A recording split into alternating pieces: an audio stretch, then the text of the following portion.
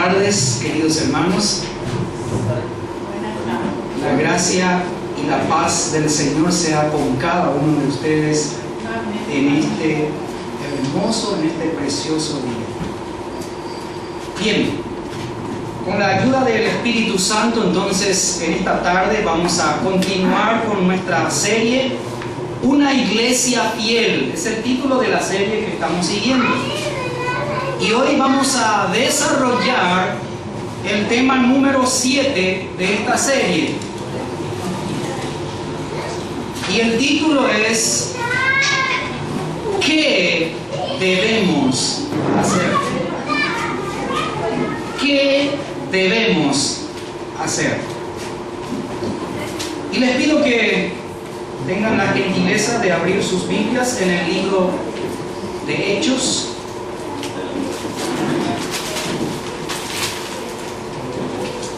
Estamos en el capítulo 2, siguiendo entonces el estudio de manera sistemática, versículo por versículo.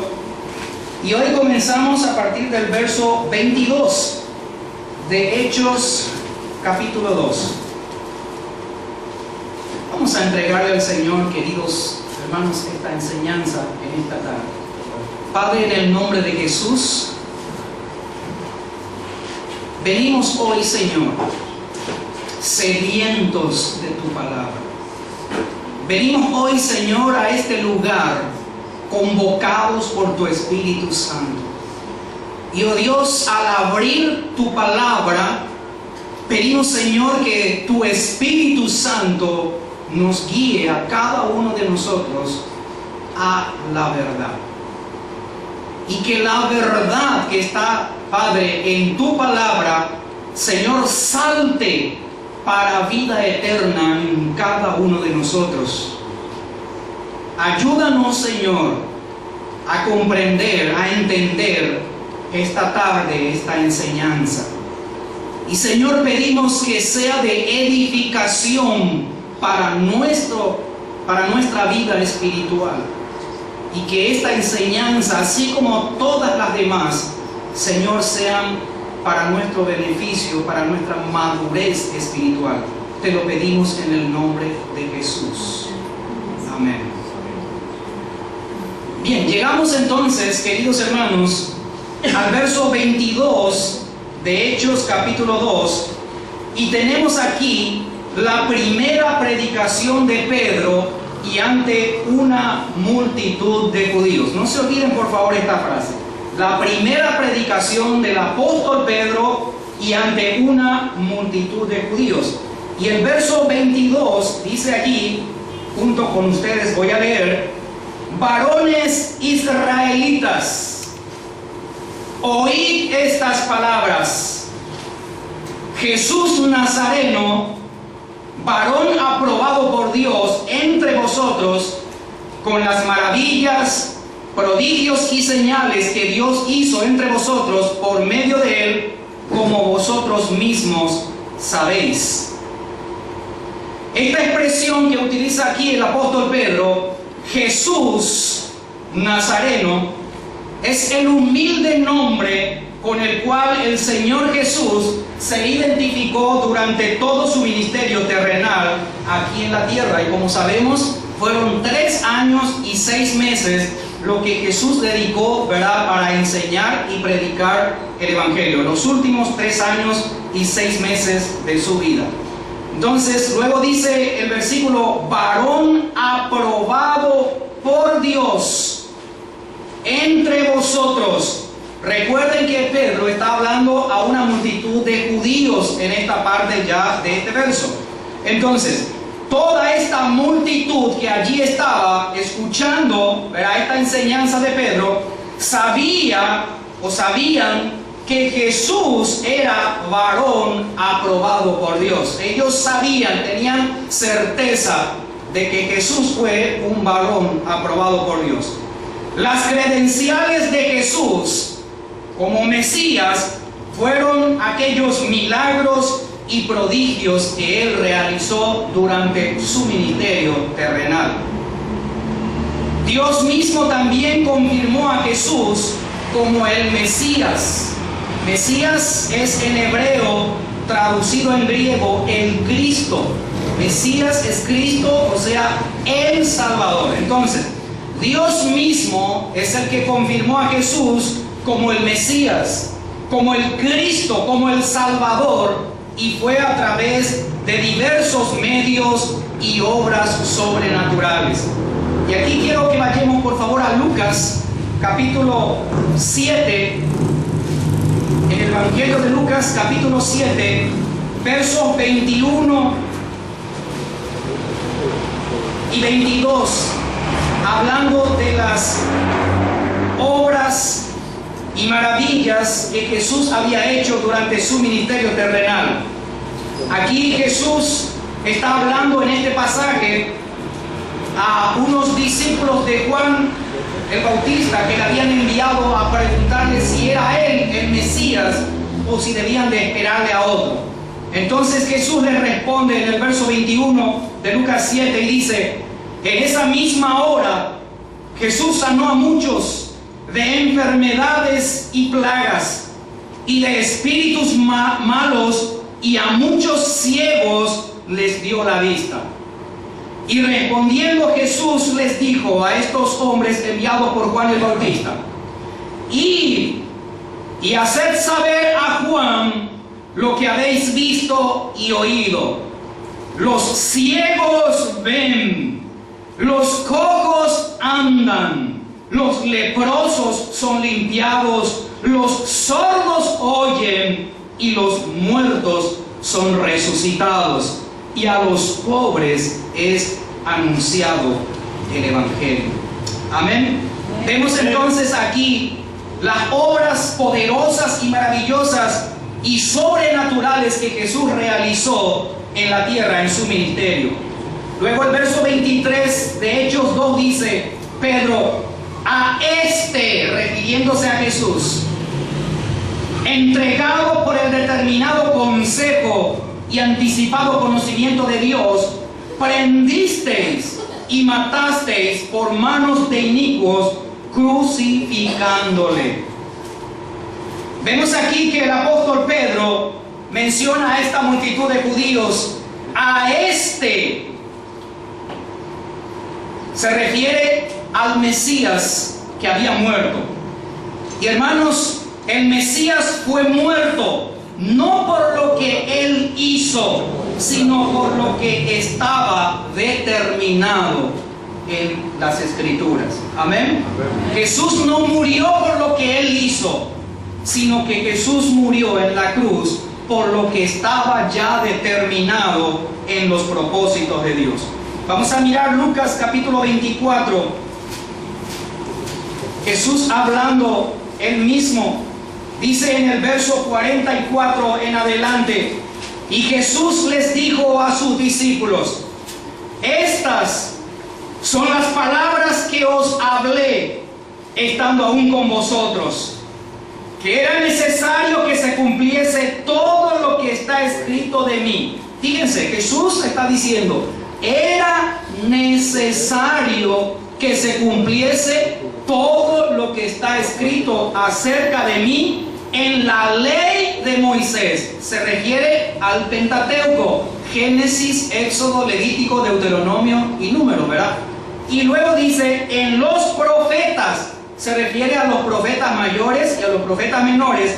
Y luego Jesús dice en los salmos, ¿verdad? Entonces, en todo el Antiguo Testamento hablaba de Jesús, que un día Él vendría y en expiación por los pecados iría a la cruz.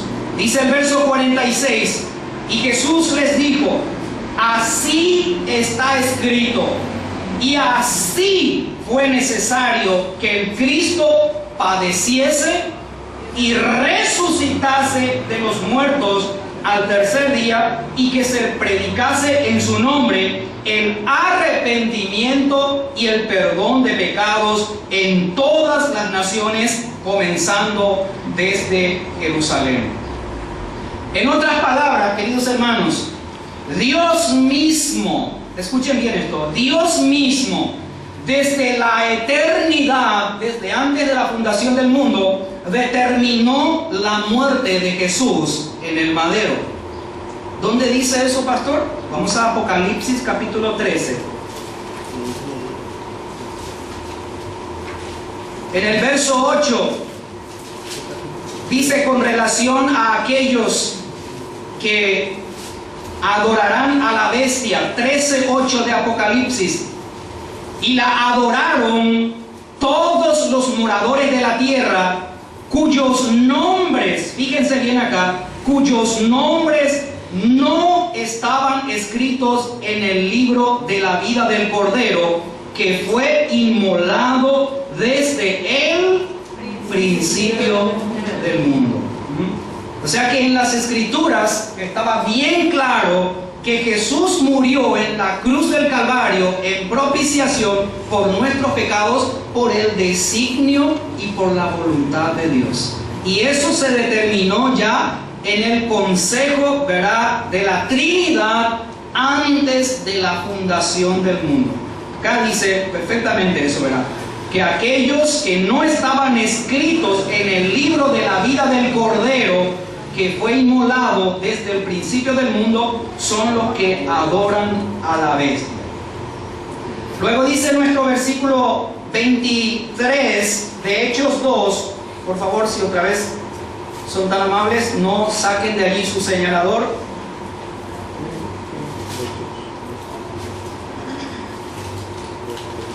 Prendisteis y matasteis por manos de inicuos, crucificándole.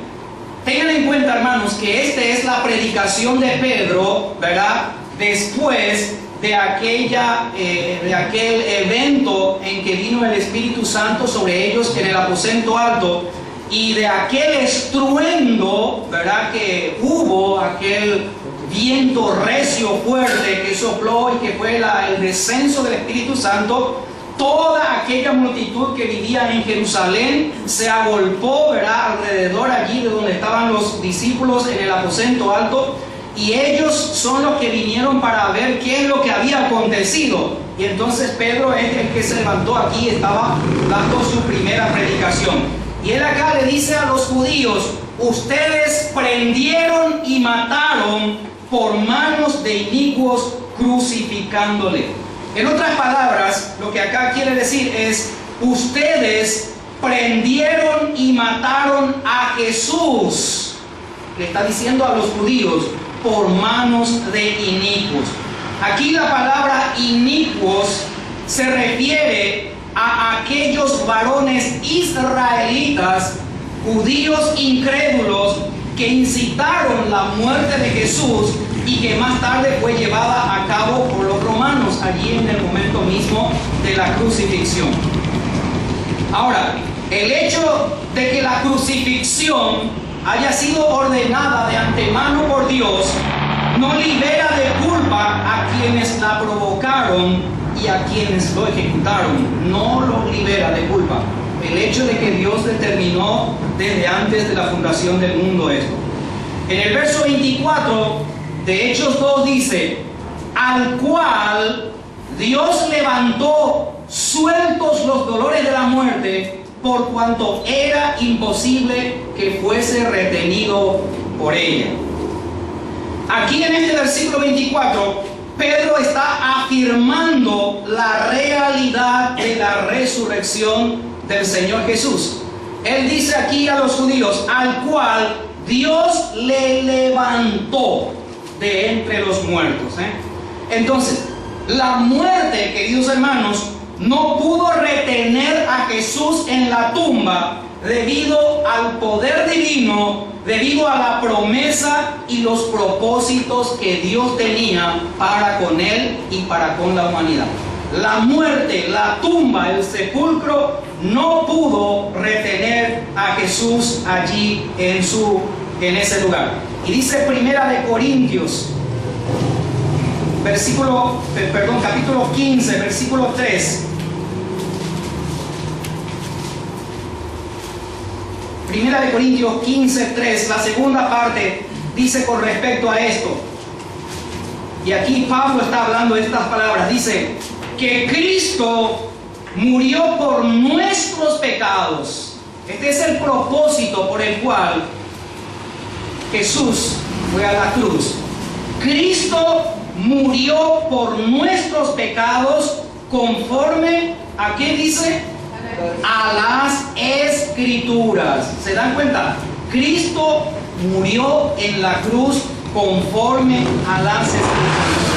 Y luego dice en el verso 4, y que fue sepultado y que resucitó al tercer día conforme a las Escrituras. Amén. Y en el verso 20 dice, mas ahora Cristo ha resucitado de los muertos, primicias de los que durmieron. Y esto es lo que hablábamos la semana pasada, ¿verdad? Que la resurrección de Jesús es la primicia de todos aquellos que resucitarán en su segunda venida, ¿verdad? Y aquellos que hayan partido en la presencia del Señor.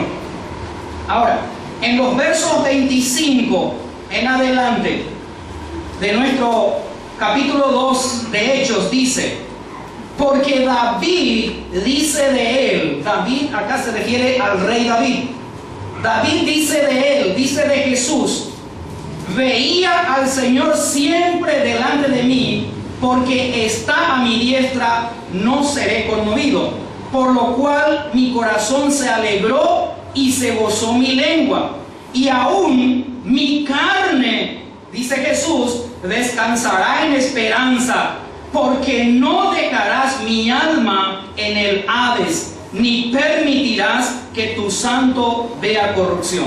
Me hiciste conocer los caminos de la vida, me llenarás de gozo en tu presencia. Amén. Amén.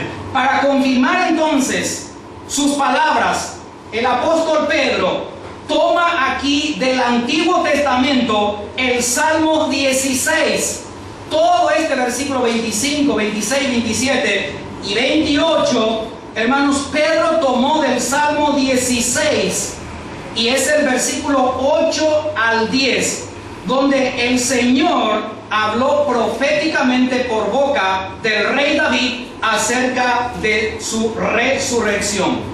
Y algo interesante, en el versículo 26, ¿verdad? O también podemos irnos al Salmo, por favor, 16. Salmo 16.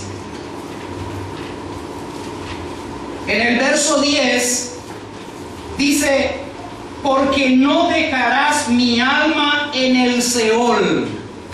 Y fíjense que en el mismo pasaje, pero en el versículo 27, dice, porque no dejarás mi alma en el Hades. En el Salmo dice Seol y en el Nuevo Testamento en Hechos dice Hades, ¿verdad? Entonces, no dejarás mi alma en el Hades.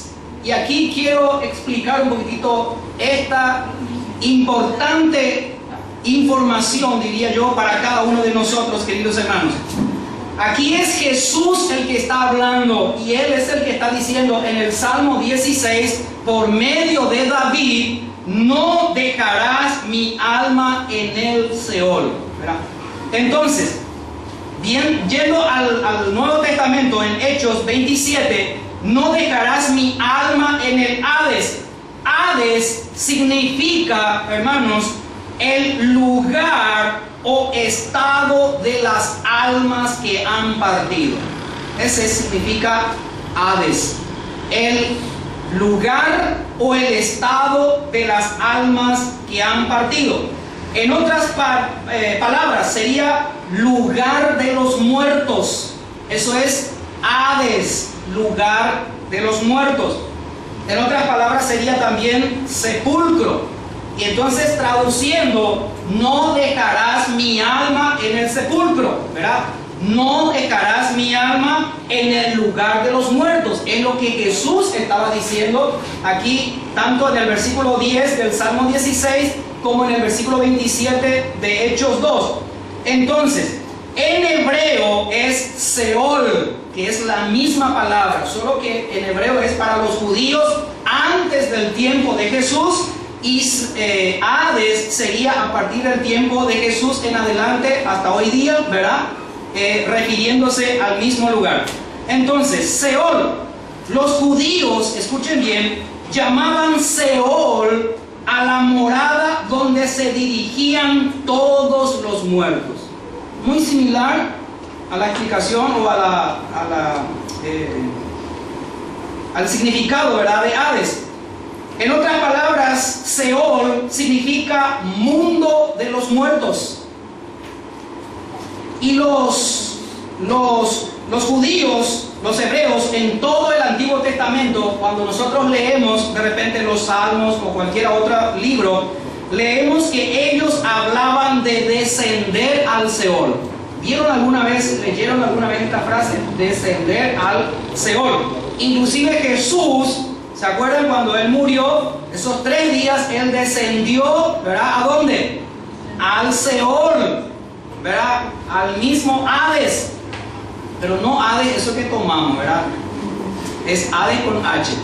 Entonces, en el Nuevo Testamento, el Seol, en el Antiguo Testamento, el Seol era considerado, escuchen bien, para el impío como lugar de olvido. El Seol, para los impíos como lugar de olvido. Y para el creyente era considerado como lugar de reposo. Entonces, antes del tiempo de Jesús, los judíos creían que el Seol tenía 2 partes.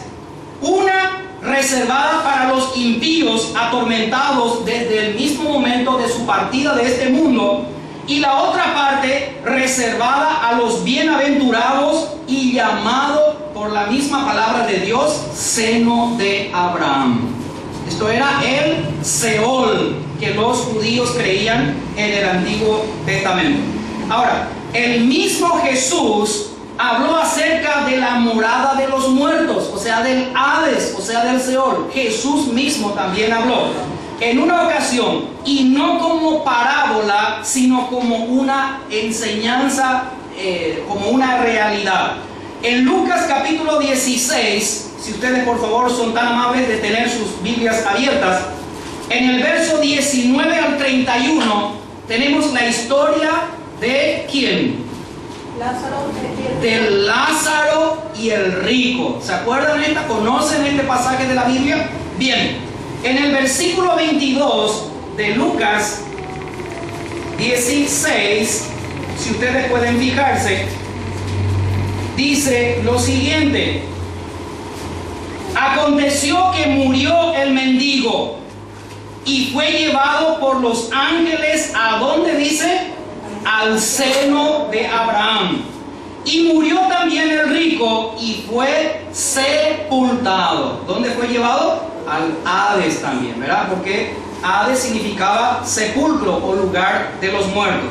Ahora, seno de Abraham, que utiliza aquí la palabra donde fue llevado el mendigo, y en este caso es Lázaro.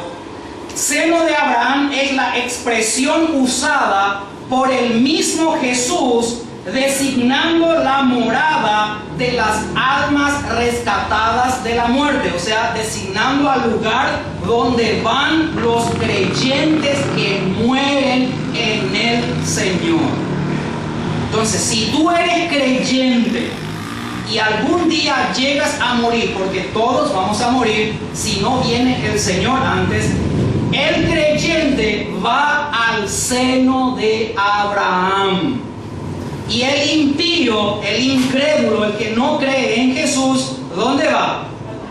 Al Hades, a la morada de los muertos, donde fue acá este hombre rico. Ahora, la expresión estar en el seno de Abraham significa regazo de Abraham. Seno no es el pecho de Abraham, porque seno de repente no se traduce como algo obsceno refiriéndose al pecho, seno de Abraham se refiere al regazo de Abraham.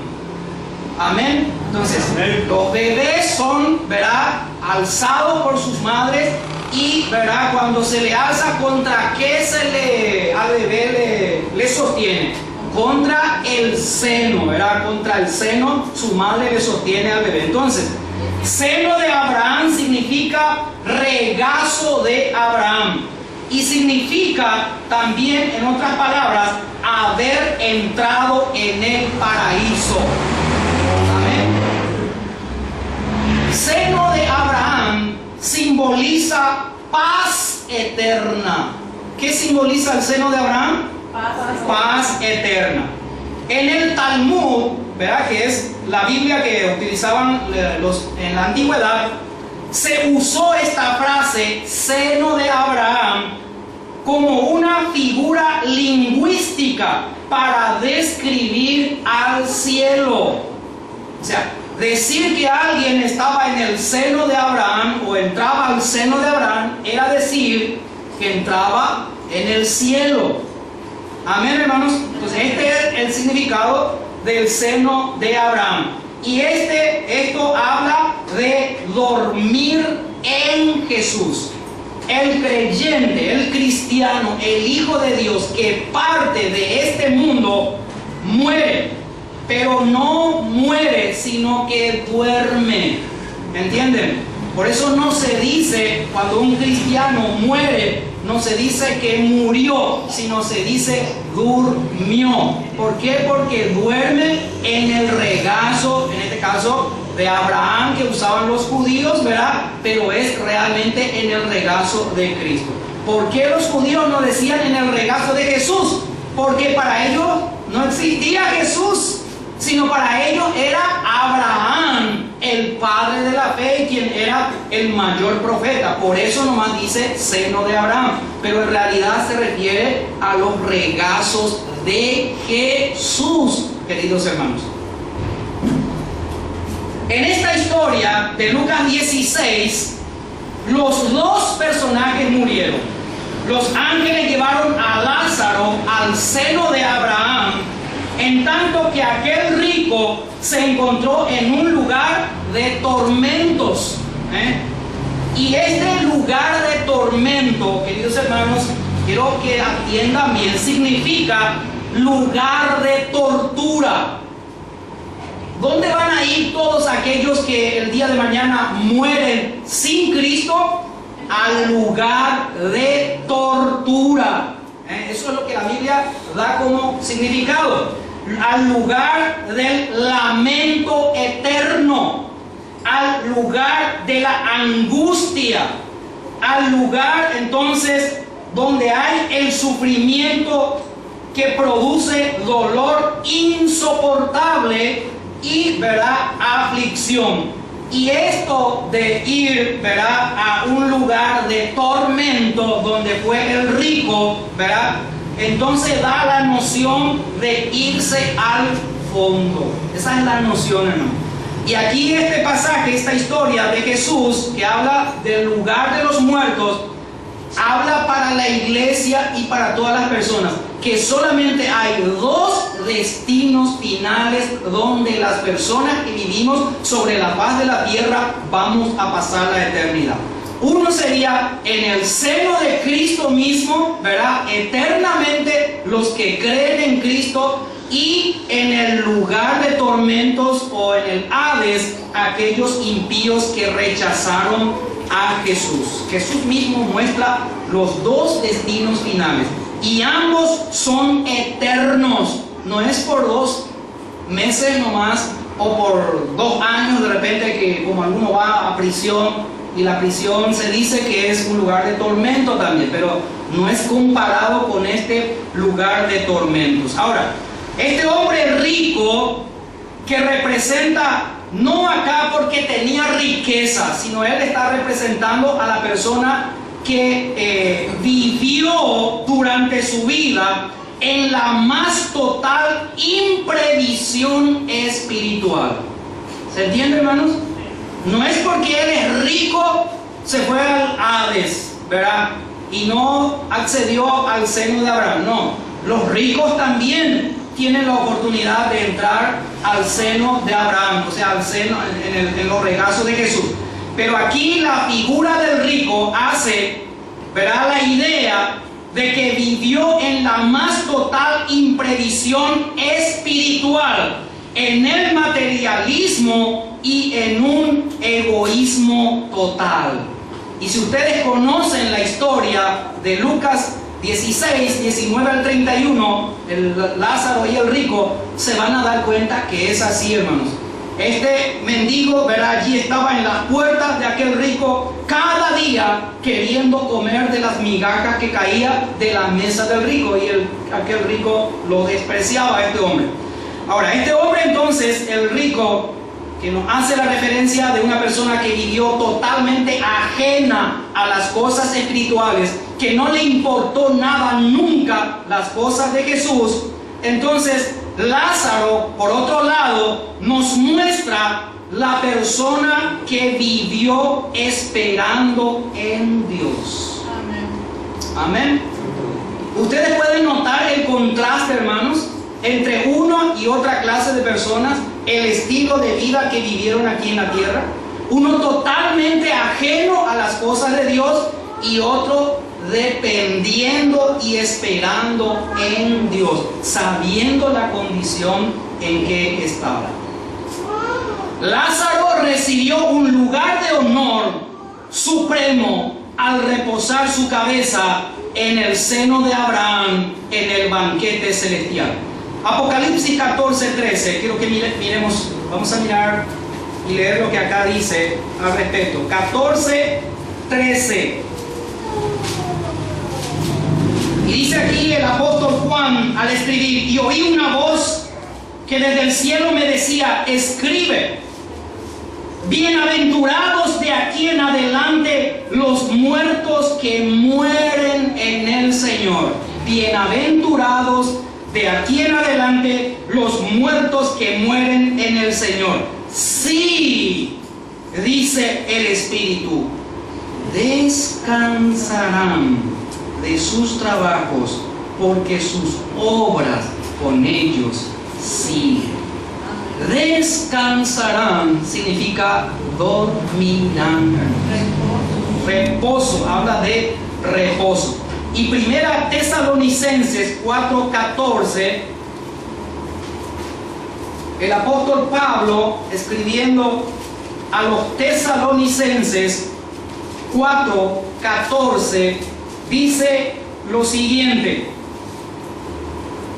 porque si creemos que Jesús murió y resucitó, así también traerá Dios con Jesús a los que durmieron en Él. Amén. Entonces, tú y yo, como hijos de Dios, creemos que Jesús murió y resucitó. ¿Crees esto, mi hermano?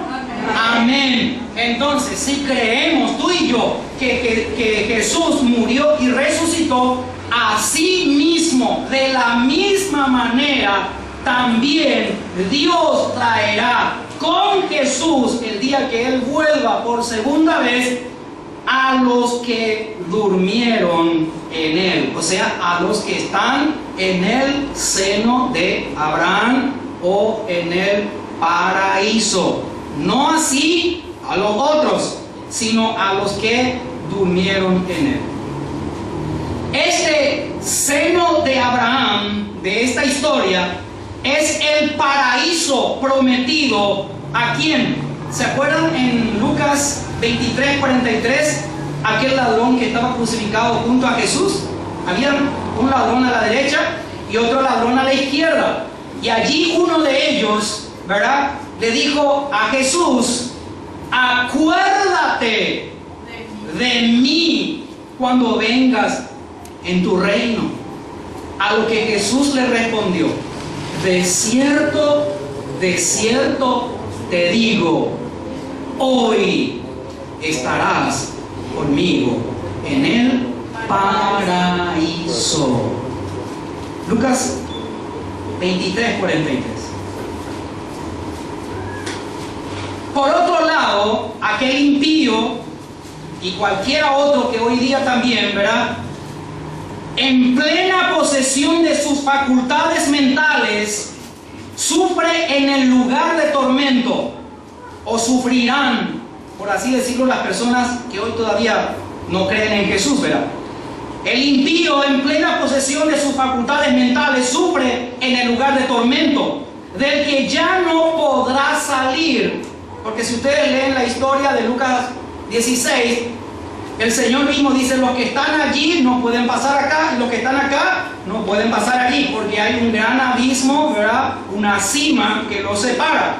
Entonces, ya no pueden salir de ese lugar los impíos, porque es un lugar de encarcelamiento previo. Allí ellos esperan la resurrección de los impíos, o sea, el juicio final, para luego inmediatamente de allí la reclusión eterna que tendrá lugar en el infierno.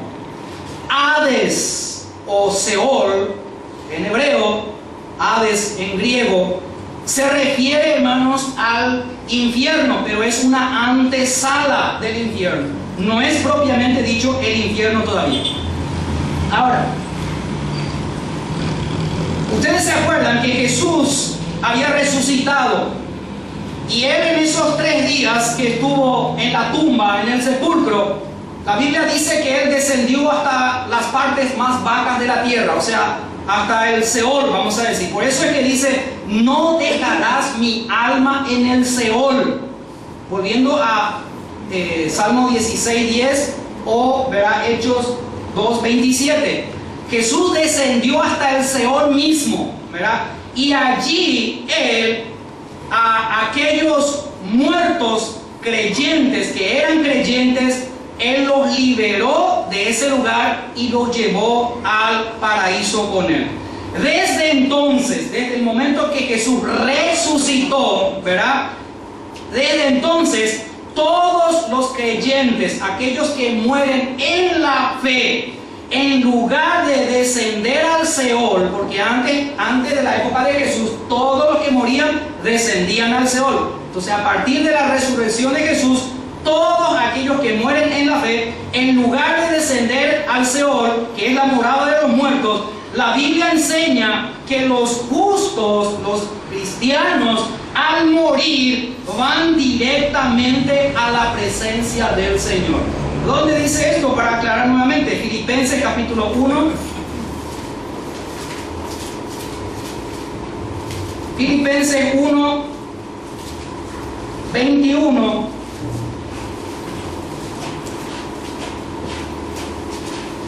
Dice el apóstol Pablo aquí: porque para mí el vivir es Cristo y el morir es ganancia. Verso 23.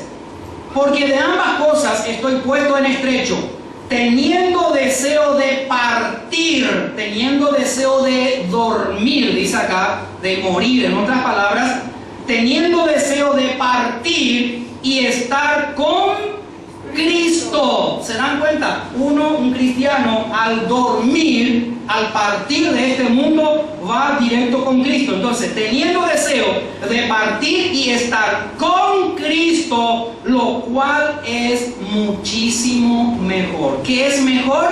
Estar con Cristo.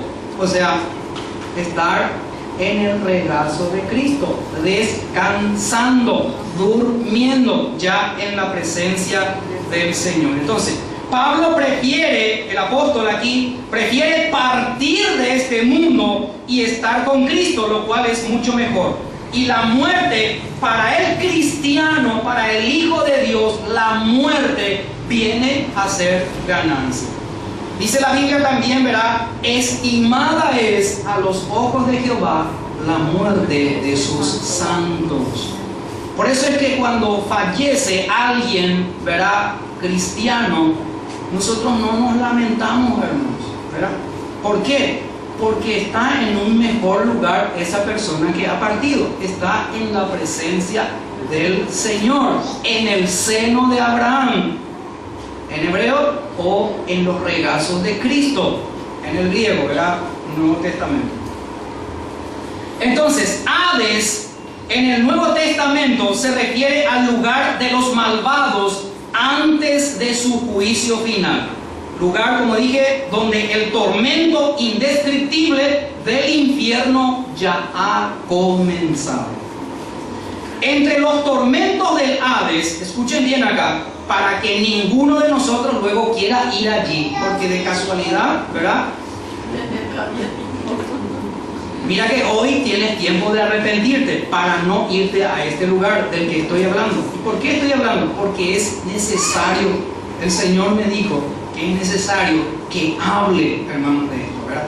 Entonces, entre los tormentos del Hades, allí la antesala del infierno, el lugar de los muertos, de donde ya nadie que está allí podrá salir, y es por la eternidad. Entre los tormentos del Hades se encuentra una llama. Llama, ¿saben qué es una llama? Fuego. Se encuentra una llama que no se consume ni se apaga. Alguien una vez me dijo, ¿por qué yo me voy a preocupar si es nuestro espíritu lo que se va a ir, ya sea al cielo o al infierno? ¿Y qué es lo que se va a quemar si el espíritu no es abstracto? Error craso. ¿Por qué? Porque si alguien murió y está en el Hades, en el día del juicio final, cuando Jesús venga, va a resucitar y va a tener otra vez un cuerpo, pero no glorificado, sino va a tener un cuerpo, y este cuerpo es lo que va a estar en el infierno ardiendo en llamas por la eternidad. No es el espíritu, hermano, es el cuerpo, porque la persona va a resucitar, pero para el juicio final. Entonces, acá en uno de los tormentos del Hades está una llama que no se consume, que no se apaga. Y esta llama, hermanos, se refiere a una conciencia acá en la mente, a un pensamiento, ¿verdad?, que va a acusar durante toda la eternidad. Y esa conciencia va a ser memorias de oportunidades que tuvieron esas personas para poder acceder a la salvación. ¿Se acuerdan del rey Agripa cuando Pablo le predicó el evangelio? Y Pablo en un momento dado le confronta a Agripa y le dice, ¿crees tú esto, oh rey Agripa? Y Agripa le dice, por poco me persuades de ser cristiano. Así chiquitito faltó para que yo también sea cristiano, le dice el rey Agripa a Pablo. Pero hermanos, el rey Agripa, es lo que le estoy diciendo, por toda la eternidad va a estar diciendo, así estuve de ser salvo, de ser librado de esta llama eterna. ¿Se entiende, hermano, lo que estoy diciendo? Entonces, esta llama se refiere a una conciencia que les va a estar acusando por el resto de la eternidad y trayendo a su memoria todas las veces que escuchó la palabra de Dios, que estuvo en un lugar congregado, pero que rechazó el evangelio y no hizo caso. Todas esas oportunidades, como una película, le va a venir a esa persona y va a ser tarde para arrepentirse. ¿Me entienden? Tarde, porque el que está allí ya no sale de ahí. Entonces, aquella conciencia también lo va a acusar de que esa persona está separada permanentemente de Dios, y esa separación permanente es irreversible ya.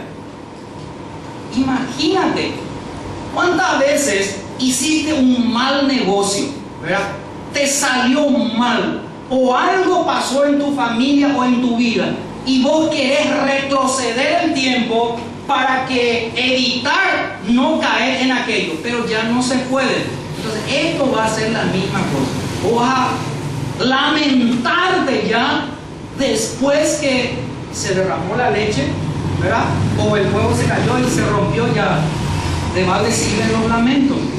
Por eso es importante, ¿verdad? Y estas llamas, las llamas del infierno, no van a hacer expiación por el pecado, ni tampoco van a purgar de su depravación a los pecadores endurecidos.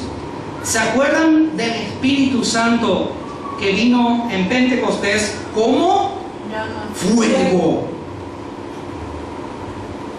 Y el Espíritu Santo como fuego viene y derrite el corazón endurecido de las personas. Así dijimos, ¿verdad? Y lo convierte a Cristo. En este caso, ¿verdad? Es una llama. Pero esta llama no va a producir aquello que produjo ese fuego que es el Espíritu Santo. ¿Están conmigo, hermanos? ¿Están entendiendo? Amén. Ahora, el Seol, que es la forma en que se lo llamaba del Antiguo Testamento, o el Hades, ahora en el Nuevo Testamento, dejará de existir un día. Dejará de existir. ¿Cuándo será ese día que dejará de existir el Seol o el Hades? Será en el momento del juicio final. Entonces será arrojado el Hades en el lago de fuego y azufre, junto con todos aquellos muertos impíos que tiene dentro. Lago de fuego se refiere al infierno eterno, que tendrá entonces su comienzo. Hermanos, el infierno está preparado para el diablo y sus demonios. Y el diablo quiere arrastrar tras de ellos a toda la humanidad si fuera posible. Pero el infierno no está todavía poblado, está reservado para el diablo y sus secuaces.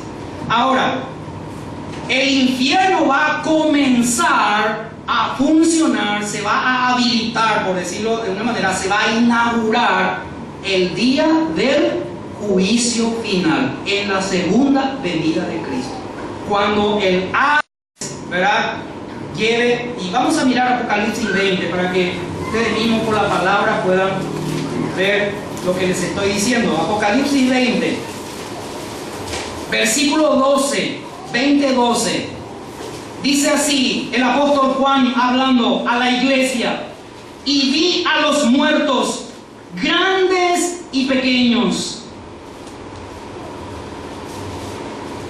de pie ante Dios. Vi a los muertos, grandes y pequeños, de pie ante Dios. Todos los seres humanos que han partido, ¿verdad? Y en el momento acá del Apocalipsis ya va a ser el día final, ¿verdad? Estaban de pie ante Dios.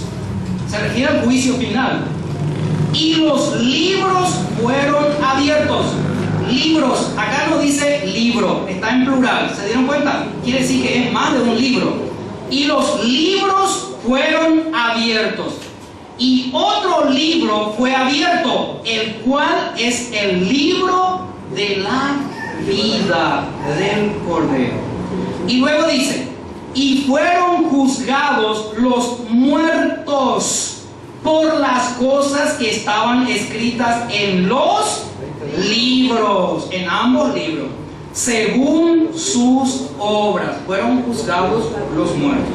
Versículo 13: y el mar entregó los muertos que había en ellos, o en ella, o en él, ¿verdad? Y la muerte y el Hades entregaron los muertos que había en ellos. ¿Se dan cuenta, hermanos? Hades, como dije, significa aquellos donde van los muertos o que han sido sepultados en un sepulcro.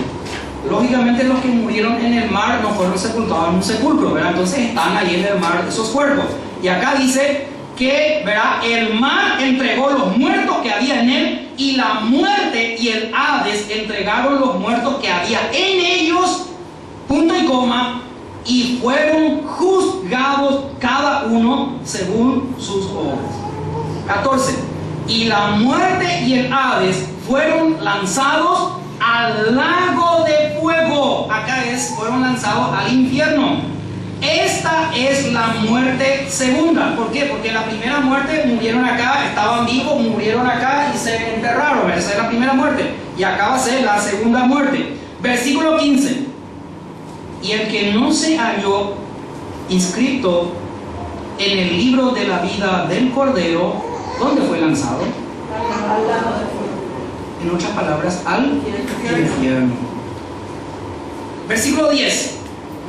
Y el diablo que los engañaba fue lanzado en el lago de fuego y azufre, donde estaban la bestia y ¿quién más está ahí? El falso profeta. Todos aquellos falsos pastores, maestros, profetas y apóstoles tienen ya su lugar reservado en ese lugar. La Biblia lo dice, hermano, ¿verdad? Y dice, y serán felices, dice allí, hermanos, serán atormentados. ¿Qué significaba la palabra tormento? Tortura, lamento, angustia eterna, dolor insoportable, aflicción, ¿verdad? Y serán, dice, atormentados día y noche. ¿Por cuánto tiempo? Por los siglos de los siglos. Dios nos guarde, hermanos y amigos que estamos en esta tarde, en este lugar, de que ninguno de nosotros vaya a este lugar. Amén, hermanos. Amén. Luego dice nuestro versículo, nos hemos quedado en el 27, ¿verdad? Porque no dejarás mi alma en el Hades, ni permitirá que tu santo vea corrupción. La segunda parte del versículo 27. Esta palabra corrupción, voy a leerles en otra versión, en la versión nueva, traducción viviente.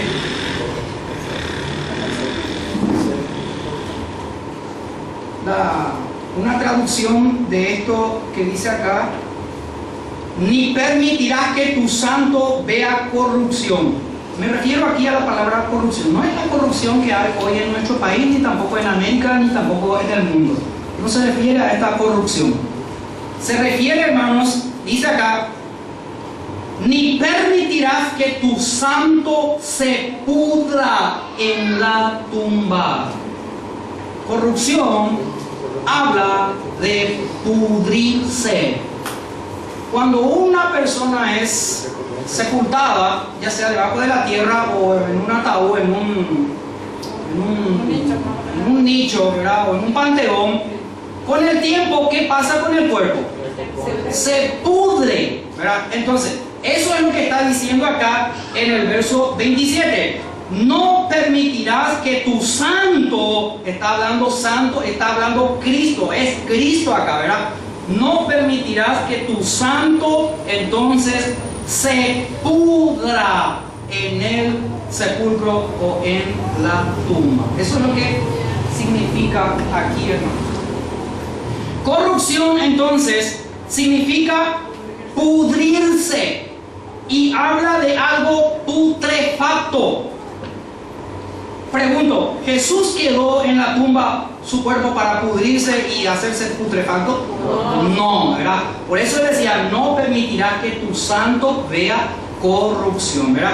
Y acá corrupción, ¿verdad?, literalmente significa pozo o abismo y habla de profundidades, ¿verdad? Y se refiere realmente al sepulcro. Versículo 29, varones hermanos, se os puede decir libremente del patriarca David que murió y fue sepultado, y su sepulcro está con nosotros hasta el día de hoy. Pedro aquí está recordando a los judíos que el cuerpo del rey David nunca había resucitado.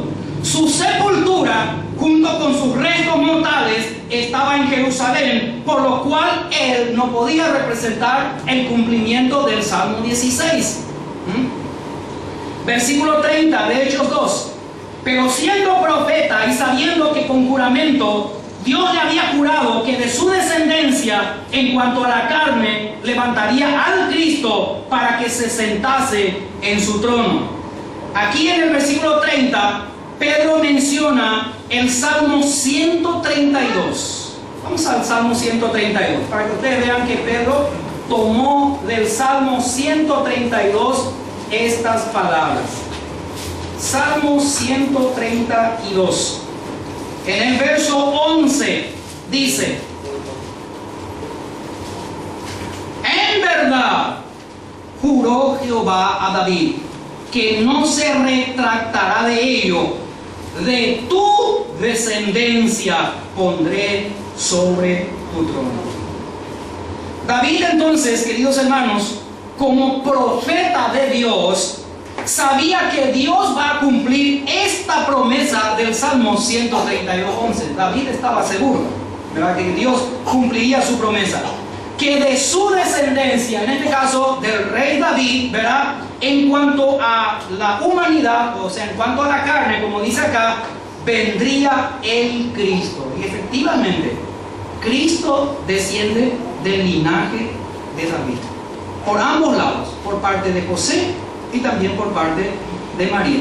Aunque José es su padrastro de Jesús, ¿verdad? No es hijo natural, se dice, ¿verdad? Es biológico, gracias. Pero de ambos, tanto de parte de José como de María, Jesús viene de la descendencia del rey David. Versículo 31. Viéndolo antes, habló de la resurrección de Cristo. Sigue hablando él ahí de David, ¿verdad? Que su alma no fue dejada en el Hades, ni su carne vio corrupción.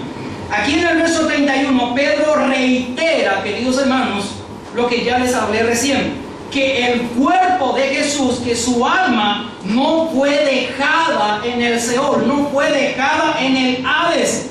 Su cuerpo no se habría pudrido, o sea, no se pudrió en la tumba. Es lo que Pedro aquí está rectificando nuevamente en el versículo 31.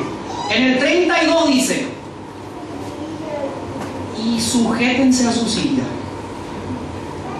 A este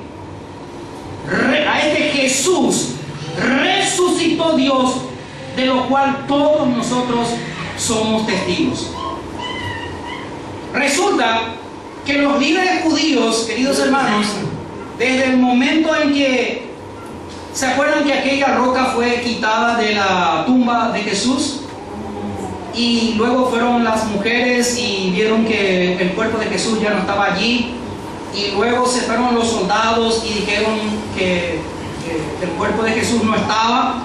Y luego aquellos principales sacerdotes y las autoridades judías dijeron: nosotros vamos a darle una coima a ustedes, vamos a pagarles dinero para que ustedes hagan correr por toda la ciudad la versión de que sus discípulos vinieron y robaron el cuerpo de Jesús, para que no digan por ahí que resucitó, ¿verdad? Entonces, eso lo encontramos nosotros, ¿verdad?, en Mateo 28:13.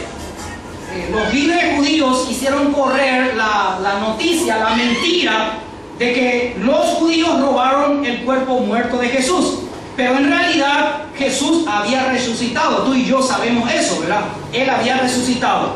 Y aquí, en este versículo 32, comienza a cumplirse el mandato que Jesús había dejado a los 120 en el capítulo 1, versículo 8. ¿Alguien se acuerda? Capítulo 1, versículo 8 de Hechos.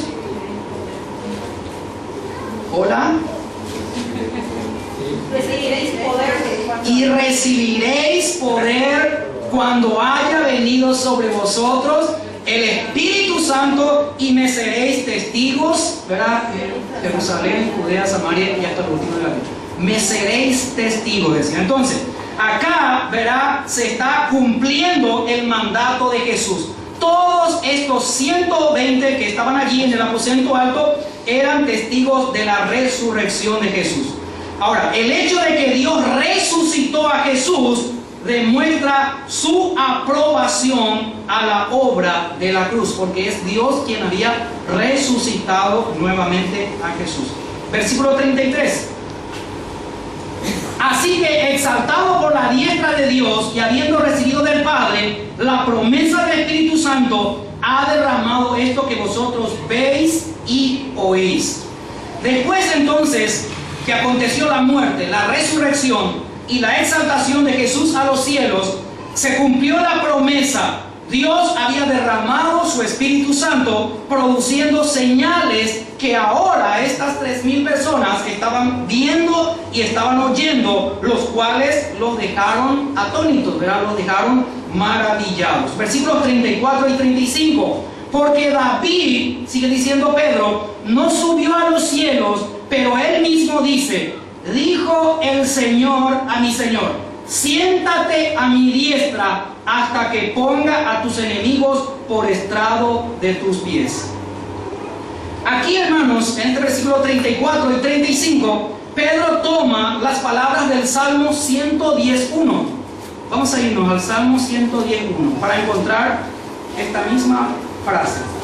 110.1. Dice así: Jehová dijo a mi Señor, siéntate a mi diestra. O sea, dicho parafraseadamente, Dios dijo a Jesús, siéntate a mi derecha, hasta que ponga a tus enemigos por estrado de tus pies. Y es allí donde Jesús está ahora, a la diestra del Padre hermoso. Ahora, aquí en este Salmo 110.1, Dios habló proféticamente por boca del rey David. Y estos versículos de poner a los enemigos por estrado de tus pies, estrado significa debajo de tus pies. Esto de poner a tus enemigos debajo de tus pies se refiere a Jesucristo. No se refiere al rey David, ni tampoco a ninguno de nosotros. No es como Yuri, que canta por ahí, y tantos otros diciendo que Satanás está bajo nuestros pies y pisotean. Mentira, hermano. Vos ni yo, ni nadie puede pisotearle a Satanás. Es Jesús al que fue designado para que esto hiciera. Y eso va a ser el día de la segunda venida de Cristo. Mientras tanto, el diablo está suelto. Nadie le ata, nadie le ataca, nadie le pone cuerdas. Nadie, hermano. El diablo está suelto, como león rugiente, buscando a quien devorar. Ni un creyente, ni un cristiano le ata al diablo ni a sus demonios. Eso es mentira, no es bíblico, hermanos. Resistid, dice la palabra, que ya hemos estudiado en Efesios, ¿se acuerdan? Al diablo y huirá de vosotros. Entonces, versículo 36, avanzamos. De Hechos, capítulo 2.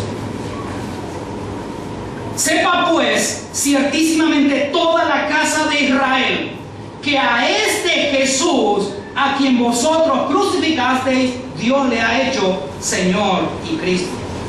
En este versículo 36, Pedro resumió su sermón con esta poderosa declaración, queridos hermanos. Y él dice allí a todos los presentes: sepa verdaderamente todo Israel que a este Jesús, a quien ustedes crucificaron de un madero, colgándolo, Dios le ha hecho Señor y Cristo.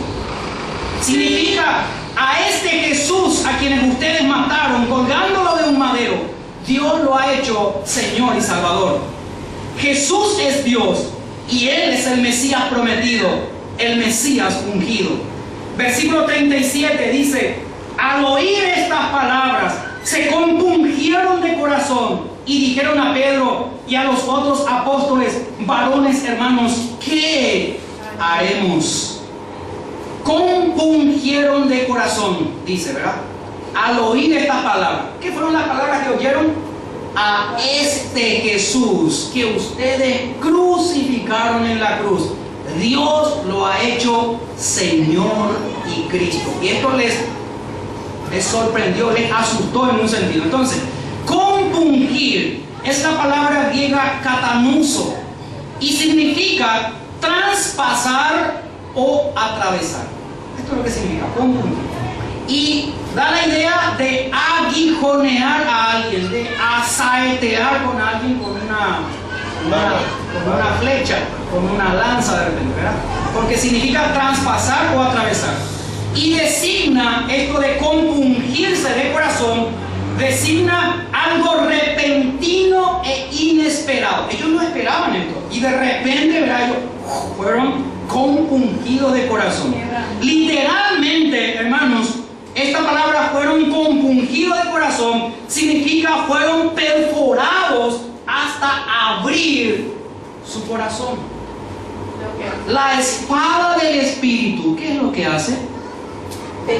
Penetra hasta lo más profundo, ¿verdad?, del corazón y discierne las intenciones del alma y del espíritu. Entonces, eso es lo que ocurrió. Fueron compungidos. Esa espada penetró, hermano, el corazón de ellos y abrió el corazón de ellos, ¿verdad?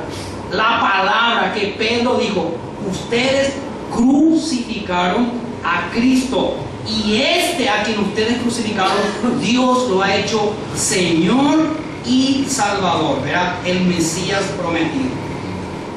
Entonces, significa, en otras palabras, sentir dolor profundo, compungirse de corazón. Sentir un dolor profundo por haber ofendido a Dios, por haber pecado contra Dios. Eso es lo que le ocurrió a ellos.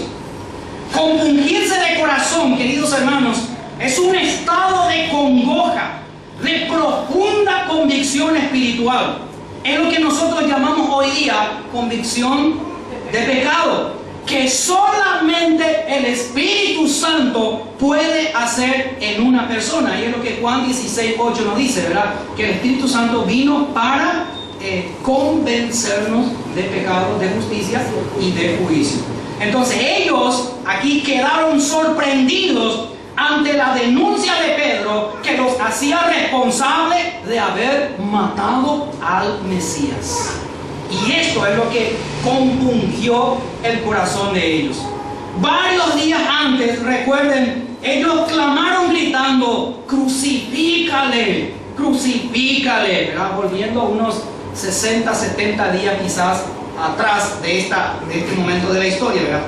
Entonces, cuando el Espíritu Santo les convenció de pecado a estas personas que estaban allí, ellos dijeron: ¿qué haremos? ¿Qué haremos? Ellos sabían lo que significaba irse en el Hades, hermanos, y no querían irse allí. Entonces ellos querían saber qué deben de hacer ahora que estaban escuchando la verdad. Y es la misma cosa que yo te digo a ti también. ¿Qué debemos de hacer? ¿Cómo se llamaba hoy nuestro tema? ¿Qué haremos? ¿Qué debemos hacer una vez que escuchamos la palabra de Dios? Y allí en el versículo 38 Pedro les da la respuesta. Dice Pedro: arrepentíos. ¿Conoces esta palabra? ¿Cuántas veces lo hemos escuchado, iglesia amada? No es remordimiento, dice arrepentíos. Dice la palabra del Señor que si no nos arrepentimos, ¿verdad?, no habrá remisión de pecados. Cuando no hay remisión de pecados, ¿qué significa? Que vas a irte al fondo, al abismo, cuando no hay arrepentimiento, cuando no hay convicción de pecado. Esta palabra que Pedro le dijo a ellos, que ellos tienen que ser la actitud: arrepiéntanse. Es la palabra griega metanoia y significa cambio de mentalidad y de propósito. Tiene que cambiar tu mente, tiene que cambiar tus propósitos para los cuales estás aquí en la tierra.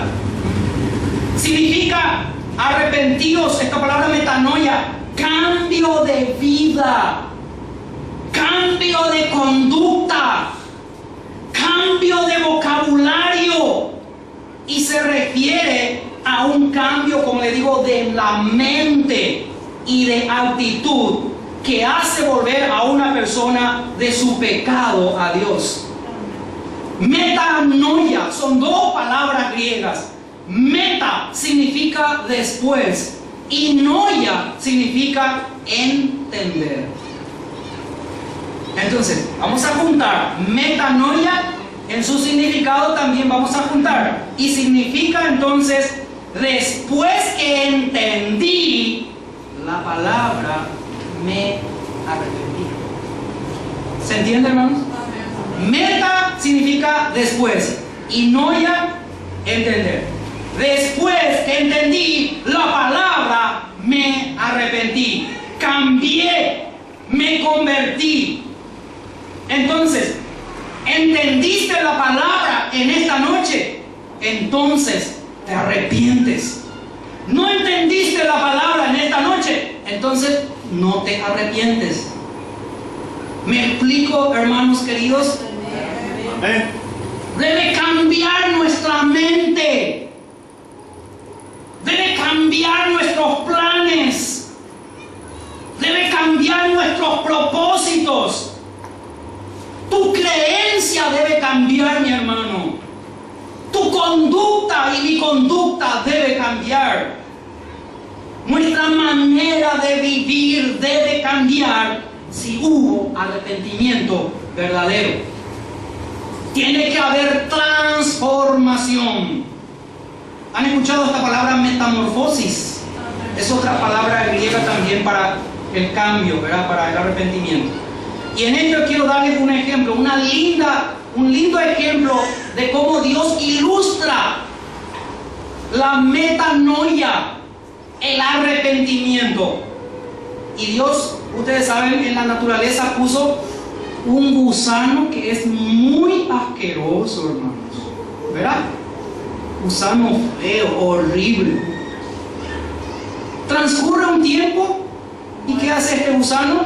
Se va y vamos a decir, se encapulla, ¿verdad? Es como que se va y se refugia en un lugar, se encapulla este gusano, él mismo produce una seda y se cubre con ella. Este gusano horrible que a veces apesta cuando vemos caminar ahí, ¿verdad? Por el suelo. Uy, ¿verdad? Muchos tienen miedo.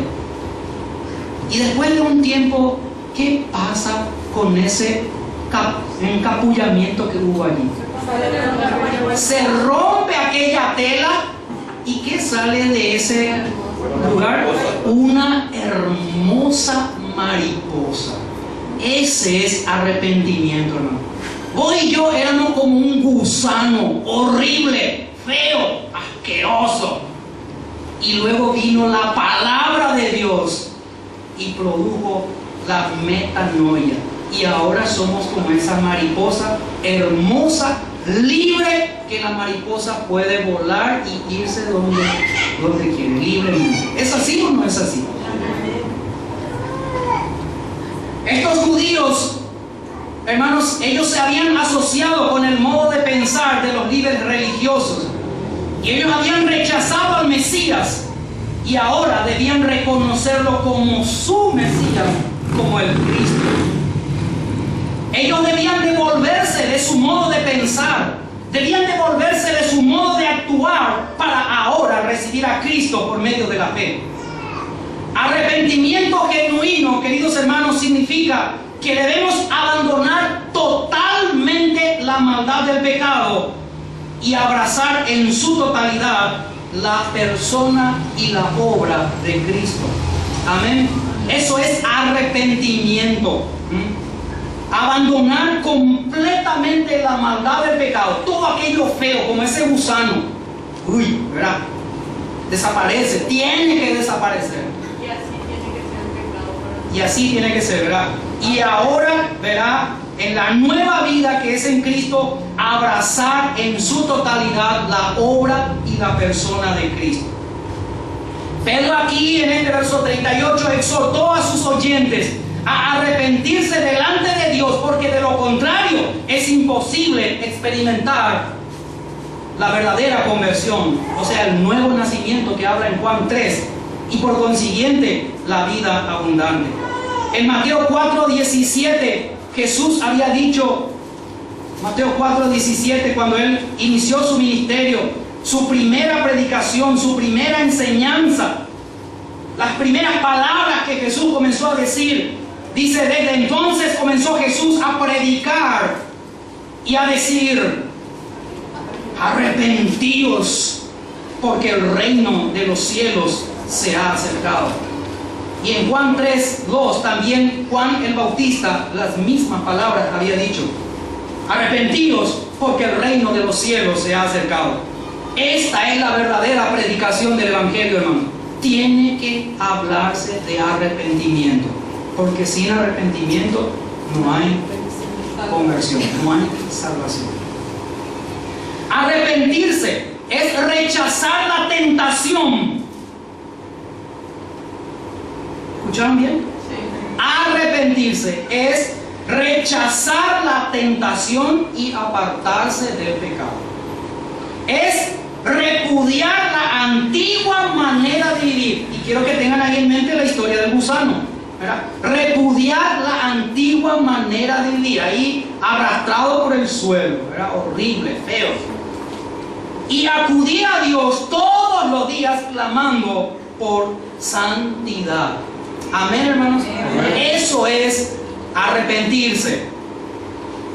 El que no se arrepiente, la ira y el juicio de Dios está sobre él. Pastor, pero eso es demasiado duro. No podés decir eso. Claro que puedo. Lo que pasa es que ustedes nomás no leyeron eso en la Biblia. Pero acá está. ¿Por qué no lo leyeron? ¿Por qué no leen la gente estas palabras? ¿Dónde dice en la Biblia que si las personas no se arrepienten, la ira y el juicio de Dios está sobre él? ¿Quieren saber dónde? Jeremías, capítulo 18, profeta mayor.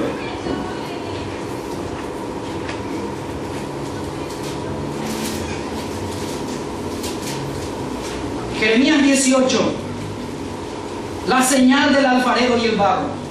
Vamos a ir al verso 11, después ustedes en sus casas pueden leer todo el pasaje. Dice el verso 11, ahora pues, le dice Dios a Jeremías, habla a todo hombre de Judá y a los moradores de Jerusalén, y por consiguiente a nosotros, diciendo, así ha dicho Jehová, he aquí que yo dispongo, digan ustedes, mal contra vosotros, y trazo contra vosotros designios, punto y coma. Conviértase ahora cada uno de su mal camino y mejore sus caminos y sus obras. ¿Y saben qué dijeron la gente? ¿Ustedes creen que se convirtieron? No. Versículo 12, y dijeron, ¡bah! Es en vano lo que está diciendo, porque en pos de nuestros ídolos iremos y cada uno haremos el pensamiento de nuestro malvado corazón. Hermano, este es el corazón de la gente. Este es el corazón de todos los seres humanos. Yo no voy a obedecer, yo no voy a hacer caso a la palabra de Dios. Yo voy a hacer lo que a mí me da la gana. Yo soy joven todavía, tengo mucho todavía para disfrutar. Ahora, el día que me voy a morir, ahí me voy a arrepentir. Estás equivocado. Nadie sabe el día ni la hora que el Señor va a llamarnos. Puede ser que aquel día a muchos les sorprenda. Pero la Biblia habla, hermanos, a la iglesia, a todos, que estemos velando y orando, esperando aquel momento que el Señor nos llame a su presencia. El Señor puede venir hoy, esta noche, hermanos. Aquí, en esta noche, puede venir antes de que salgamos de aquí. Él puede venir, Él puede llamar a cualquiera de nosotros. Él puede venir mañana, de aquí a un mes, de aquí a un año. Nadie sabe, como hemos visto ya la semana pasada, ni siquiera los ángeles, ni siquiera Jesucristo sabe el día y la hora que Él va a regresar. Solo el Padre. Y el Padre le va a decir a Jesús: bueno, hijo, es hora. Ve y trae a la iglesia contigo. Y ahí la iglesia será arrebatada y los incrédulos e impíos quedarán acá en la tierra para sufrir la gran tribulación. Entonces, es el arrepentimiento genuino, queridos hermanos, y no el hablar en lenguas como lo enseñan algunas congregaciones, lo que es la señal evidente de que se ha producido un nuevo nacimiento, un nuevo corazón. Y este arrepentimiento, como dije, se manifiesta en un cambio total. Amén. Y luego dice Pedro: arrepiéntanse y bautícense, dice, ¿verdad? Cada uno de vosotros en el nombre de Jesucristo. Significa acá bautícese, después de arrepentirse, ¿verdad? Ser sumergido o inmerso en agua. No es aspersión, no es rociarle con agua, es sumergir, ¿verdad? Da la idea de dejar completamente mojado a la persona. Esto es lo que acá dice: y bautícese, ¿verdad? Por primera vez y de forma pública, Pedro está instando aquí a todos los presentes, en obediencia al mandato del Señor Jesús de Mateo 28, 19, a arrepentirse y volverse a Cristo para salvación y a identificarse con Él en su muerte, sepultura y resurrección mediante las aguas del bautismo. Gálatas 3:27, vamos a mirar lo que dice. Porque todos los que habéis sido bautizados en Cristo, de Cristo estáis revestidos. Y Romanos capítulo 6, versos 3 y 4 dice: ¿o no sabéis que todos los que hemos sido bautizados en Cristo Jesús, hemos sido bautizados en su muerte? Porque somos sepultados juntamente con Él para muerte por el bautismo, a fin de que como Cristo resucitó de los muertos por la gloria del Padre, así también nosotros andemos en vida nueva. Amén, hermanos. Amén. Juan había predicado un bautismo de arrepentimiento. ¿Se acuerdan? ¿Cuántas veces lo hemos leído? Juan predicó un bautismo de arrepentimiento.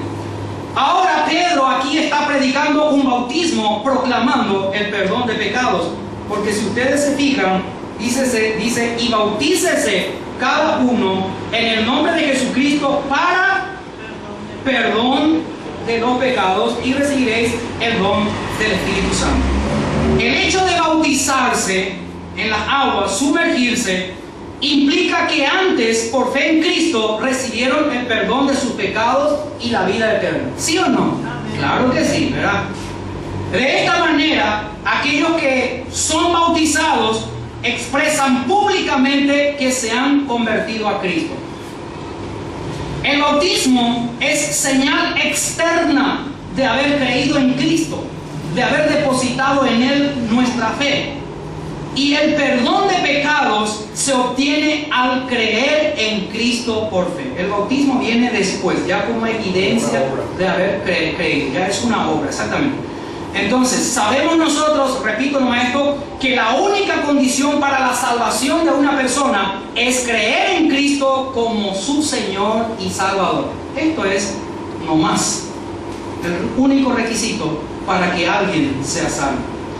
Todo creyente se bautiza en el nombre del Padre, del Hijo y del Espíritu Santo, asumiendo así su nueva identificación o identidad, que es hijo.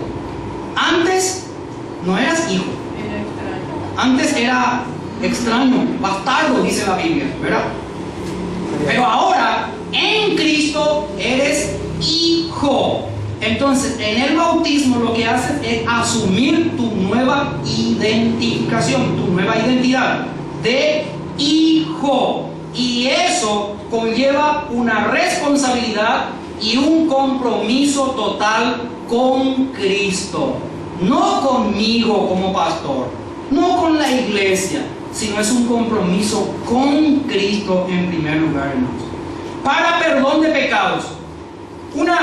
Acá dice, y bautícese cada uno en el nombre del Padre, en el nombre de Jesucristo, para perdón de pecados. Una mejor traducción de esta frase, para perdón de pecados, sería: deben bautizarse por causa de que se les ha perdonado sus pecados. ¿Entienden? ¿Por qué se bautiza uno? Por la razón de que antes ya fue perdonado de sus pecados. Bautícense porque les fue perdonado sus pecados, sería literalmente. El bautismo en agua, hermanos, no produce perdón ni limpieza de pecados. El hecho de que se bautiza a alguien no significa que está siendo en ese momento perdonado ni limpiado. No. Experimentar el perdón de Dios, como dije, precede a la ceremonia del bautismo. Es el arrepentimiento genuino lo que trae el perdón de Dios, o sea, la remisión de pecados. Y es por esta razón que el creyente debe bautizarse, porque ha sido perdonado de sus pecados. Amén. ¿Por qué debes bautizarte? Porque has sido perdonado de todos tus pecados. ¿Sabían ustedes que todo creyente fiel goza de la completa remisión de todos sus pecados, pasado, presente y futuro? ¿Sabían ustedes, hermano? Que Jesús en la cruz llevó todos, no algunos nomás de nuestros pecados. Él perdonó en la cruz todos nuestros pecados, pasado, presente y futuro. ¿Dónde dice eso? Colosenses capítulo 2, versículo 13. Vamos rápidamente.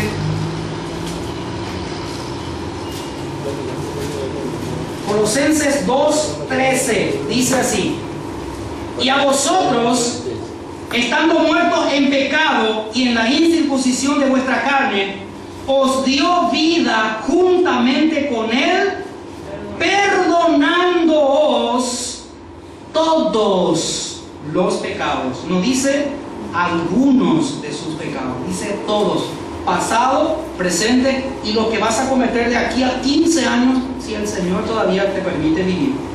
Mateo 26:28. Mateo 26:28. Dice acá Jesús está hablando: porque esto es mi sangre del nuevo pacto, que por muchos es derramada para remisión de los pecados. No dice de algunos, dice de los pecados. Primera de Juan 1:12.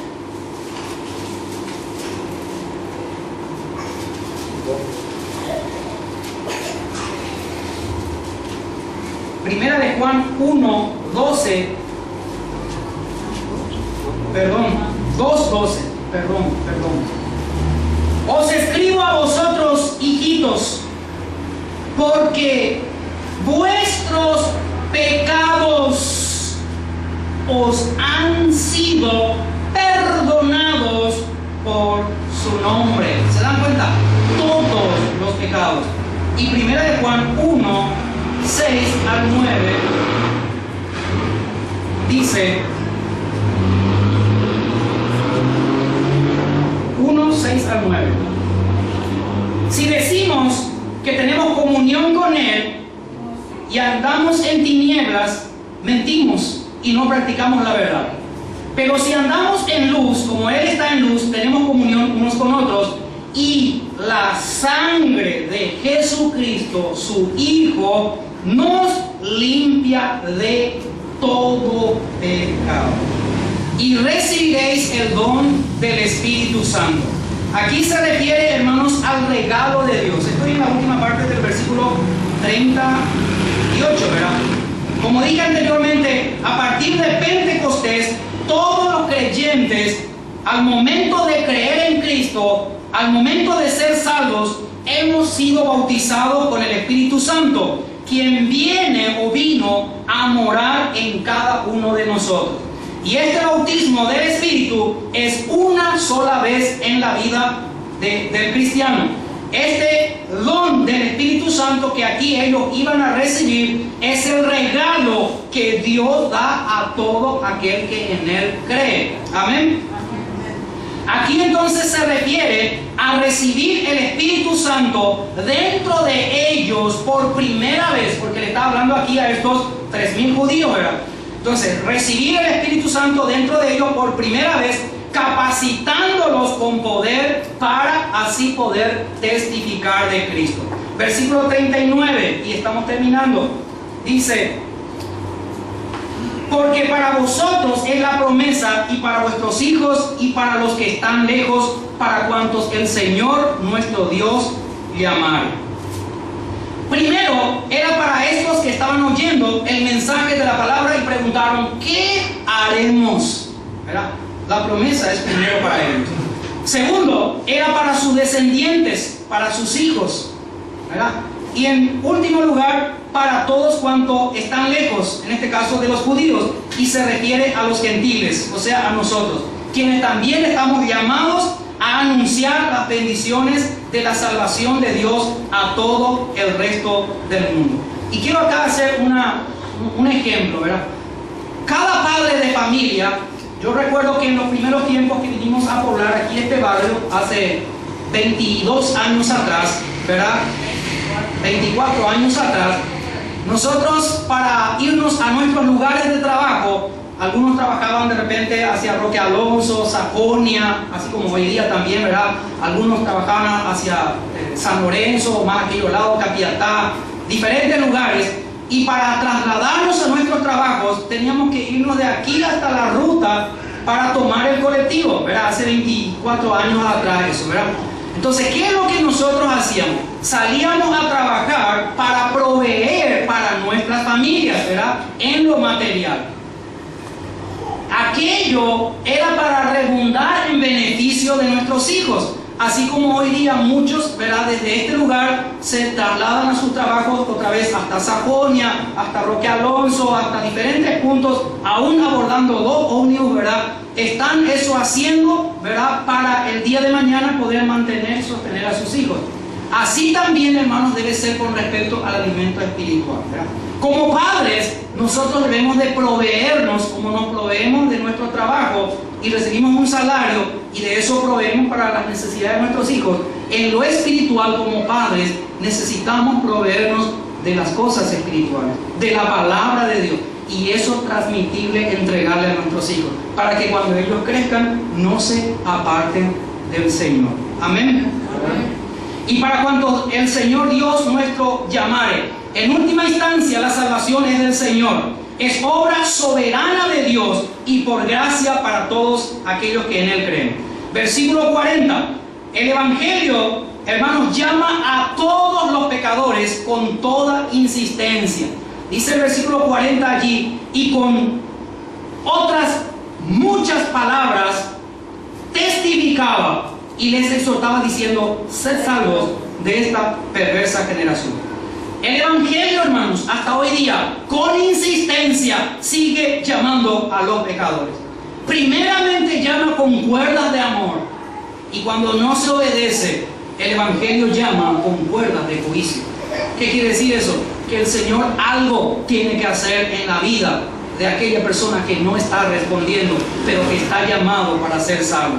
Entonces, hoy, verá, Jesús te está llamando, iglesia, y a ti que estás por primera vez aquí en este lugar. Jesús te llama a un arrepentimiento genuino. Y dice la Biblia: si oyereis hoy su voz, no endurezcáis vuestros corazones. ¿Qué harás? Es la pregunta que yo te hago ahora a ti. ¿Has escuchado el Evangelio? has escuchado el Evangelio, has escuchado la palabra de Dios. Y el Señor llama a cada uno a arrepentirse. Tal vez hace un año que estás viniendo a la iglesia, estás como un oyente, pero te das cuenta que nada en tu vida cambió. Todo sigue siendo igual. Entonces, quiero darte una mala noticia, que no te has arrepentido. Nada ha cambiado en ti. Significa que no tienes a Cristo. Significa que no eres salvo. Significa que si mueres hoy o el día que sea, irás al infierno. Y no quisiera que ninguno de nosotros, comenzando por mi familia, comenzando en primer lugar por mi familia, por mis hijos, por la familia de mis hijos, por mis padres que aquí están presentes, por mis hermanos carnales, no quisiera que ninguno de ellos vaya a este lugar que hoy estuve exponiéndoles.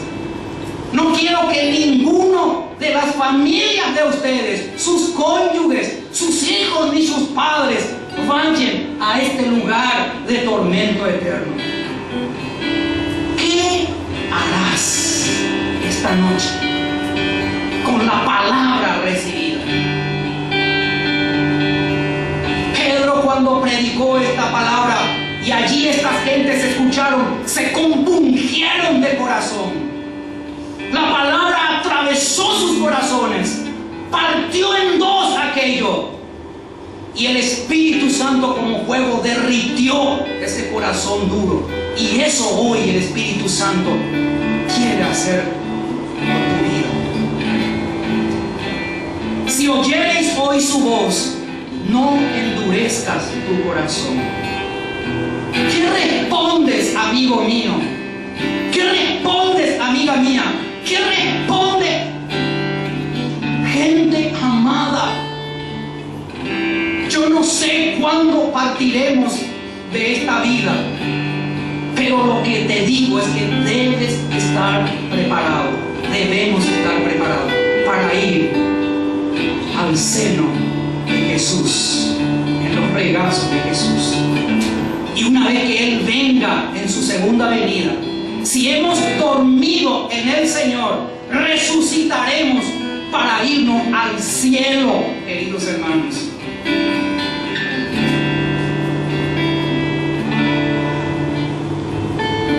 Dice el versículo 41 que los que recibieron su palabra, significa los que oyeron su palabra, significa los que aceptaron la palabra y dijeron: sí, yo soy pecador, por mi culpa Jesús murió en la cruz y yo hoy tomo la decisión de arrepentirme.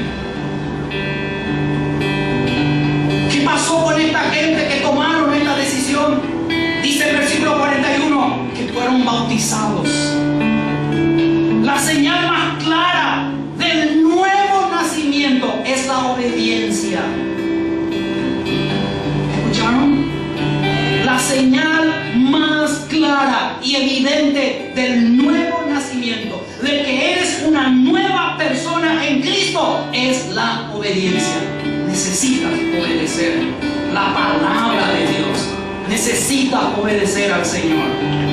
Y el bautismo será o va a ser una señal de que has nacido de nuevo. Por eso estás bautizando. Y se añadieron aquel día como 3,000 personas, dice el verso 41.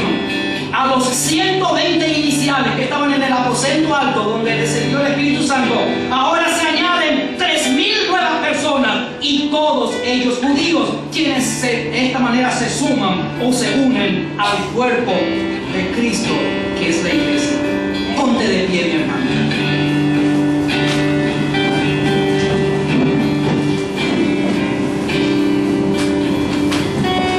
Es mi oración, queridos hermanos y amigos, todos los días, que Cristo sea real en nuestras vidas. experimentado todavía esta nueva relación con Cristo, esta nueva vida con Cristo, aquí está Él esta noche, por medio de su Espíritu Santo, ofreciéndote este regalo eterno que viene de Dios y que es la salvación y la vida eterna en el cielo. Jesús fue a preparar morada para vos y para mí. Y Él un día vendrá a buscarnos y nos llevará a su presencia y disfrutaremos eternamente de una paz eterna. Aleluya sea, Señor, tu nombre. Loado sea, Padre, tu nombre en esta noche. He dado tu palabra, Señor, a tu pueblo. Y aquí está, Señor, el pueblo, oyendo tu palabra. Al comienzo mencioné que hoy no has venido de casualidad en este lugar, sino que Dios te ha traído. Porque Dios te está llamando a un arrepentimiento genuino. Dios te está llamando a una conversión, a una metanoia, que después de haber entendido la palabra, te conviertes y le entregas a Él toda tu vida vieja, que está llena de cosas malvadas y perversas. Y Cristo viene y renueva tu vida, te da una nueva vida, una vida plena, una vida gozosa, una vida que es indescriptible. ¿Qué harás esta noche? Recibe por fe a Cristo en tu vida en esta noche. Allí donde estás, parado o sentado o arrodillado, recibe la palabra, recibe a Cristo, recibe al Señor en tu vida como el Señor, como el Salvador, como el dueño de tu vida, y entrégale todo tu ser, todo, aún enfermedades, dolores, cansancio, aflicciones, dificultades, tormentos. Entrégale todo al Señor, que Él es todopoderoso para cambiar todo y darte una nueva vida. Solo Cristo puede rehacer tu vida y mi vida. Recibe en esta noche el Espíritu Santo, mi querido amigo, mi querida amiga. Recibe en esta noche el don del Espíritu Santo que viene a tu vida para traer paz. Padre, en el nombre de Jesús, bendice, Señor, a tu amada congregación. Trae, Señor, paz y gozo en el corazón de cada uno de nosotros. A ti sea la gloria y la honra en el nombre de Jesús. Amén. Amén. Dios nos bendiga, queridos hermanos. Amén.